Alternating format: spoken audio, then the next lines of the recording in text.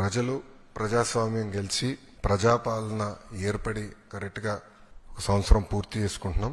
సుపరిపాలన తొలి అడుగు పడింది. విధ్వంస పాలన నుంచి ఏకంగా వికాసం వైపు మన ప్రభుత్వం ప్రయాణం ప్రారంభించింది.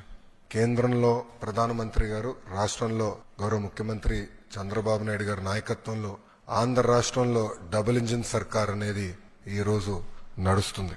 ఒక ఉద్యోగాల విషయంలో చూస్తే మెగా డిఎస్సి ఏర్పాటు చేసి ఏకంగా 16,347 పోస్టులు ఈ రోజు ప్రజాప్రభుత్వం భర్తీ చేస్తుంది. ఈ మెగా డిఎస్సిని ఎట్టి పరిస్థితులు ఆపాలని ప్రతిపక్ష పార్టీ సుమారుగా 24 కేసులు, ఈ రోజుతో 24వ కేసు కూడా డిస్మిస్ అయింది సుప్రీంకోర్టులో. 24 కేసులు వేశారు. అయినా అవన్నీ తట్టుకుని డిఎస్సి ప్రక్రియ మేము పూర్తి చేస్తున్నాం. గడిచిన 10 సంవత్సరాల్లో రాని పెట్టుబడులు ఈ సంవత్సరంలో తీసుకొస్తాం జరిగింది. 9.5 లక్షల కోట్ల పెట్టుబడి, తద్వారా 8.5 లక్షల మందికి ఉద్యోగాలు కల్పించడానికి మేము ఒప్పందాలు కుదుర్చుకున్నాం. అనేక దశల్లో ఆ ఇన్వెస్ట్మెంట్స్ ఉన్నాయి. డొమెస్టిక్ ఇన్వెస్ట్మెంట్స్ లో చూస్తే ఈరోజు భారతదేశంలోనే ఆంధ్ర రాష్ట్రం నంబర్ 1 ఉంది. 16% డొమెస్టిక్ ఇన్వెస్ట్మెంట్స్ లో ఆంధ్ర రాష్ట్రానికి వస్తుంది జరిగింది.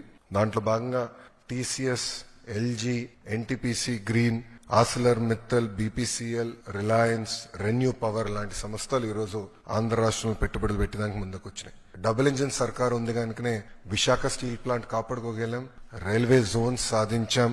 అంతేకాకుండా భోగాపురం ఎయిర్పోర్ట్ పనులు కూడా వేగవంతంగా ఈరోజు జరుగుతున్నాయి.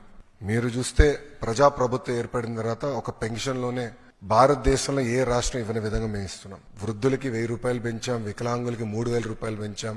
బెడ్కే పరిమితం అవుతే 15,000 రూపాయలు ప్రతి నెల ప్రభుత్వం ఇస్తుంది. భారతదేశంలో ఏకైక ప్రభుత్వం ఇస్తుంది, అది ఆంధ్ర రాష్ట్ర ప్రభుత్వం. ఇంతేకాకుండా భారతదేశంలో ఎక్కడ లేని విధంగా 203 అన్న క్యాంటీన్లు ప్రజాప్రభుత్వం తిరిగి ప్రారంభించి ఈ రోజు నడిపిస్తుంది. గౌరవ ముఖ్యమంత్రి గారు ఇప్పుడే చెప్పారు, ఆగస్టు 15 నుంచి ఉచిత బస్ విధానం కూడా మేము అమలు చేస్తున్నాం. దీపం పథకం ద్వారా ఇప్పటికీ 2 కోట్ల గ్యాస్ సిలిండర్లు ఉచితంగా ప్రజాప్రభుత్వం తెలుగింటి ఆడబడుచులకి అందజేస్తాం కూడా జరిగింది. దాంట్లో కొన్ని సవరణలు తీసుకొచ్చి ఏకంగా ఆ డబ్బులు డైరెక్ట్ గా మహిళల అకౌంట్ లో కూడా వేయాలని ఒక నిర్ణయం కూడా ప్రభుత్వం తీసుకుంటాం జరిగింది.